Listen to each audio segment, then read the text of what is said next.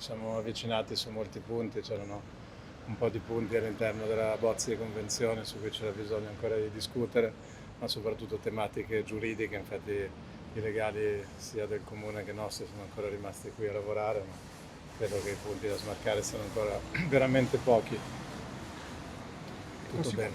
Si parla di eventuali problemi finanziari per il comune, questo sembra il nodo che è emerso No, in ieri. realtà erano non problemi finanziari né per il comune né tantomeno per il proponente, ma più che altro per quella che poteva essere poi la bancabilità dell'operazione, perché questa è un'operazione che ovviamente ha anche una componente di debito e quindi la convenzione deve essere redatta ovviamente anche a tutela poi delle banche e degli istituti finanziari che andranno a finanziare l'opera. Quindi questo, diciamo, è stato il 90% della discussione odierna, ma vi ripeto, siamo molto positivi e ottimisti, stanno lavorando i legali e ci auguriamo che entro domani anche il tema convenzione sia smarcato.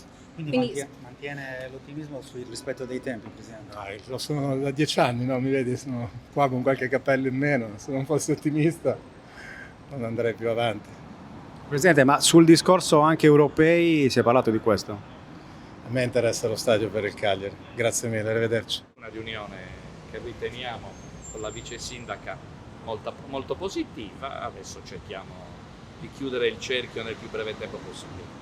Il Cagliari ha accettato un po' le vostre modifiche? Adesso per correttezza non diciamo nulla, diciamo che la riunione ha portato a dei punti di incontro che riteniamo molto soddisfacenti. Quindi sui tempi ci siamo? Dovremmo esserci. Soddisfatto rispetto a quello che si pensava questa mattina? C'era un po' di pessimismo. Non lo so, queste sono sensazioni vostre, noi siamo sempre stati fermi, coerenti, ma così. Lo stadio si farà quindi? Pensiamo di sì, pensiamo di sì. Siamo sorridenti.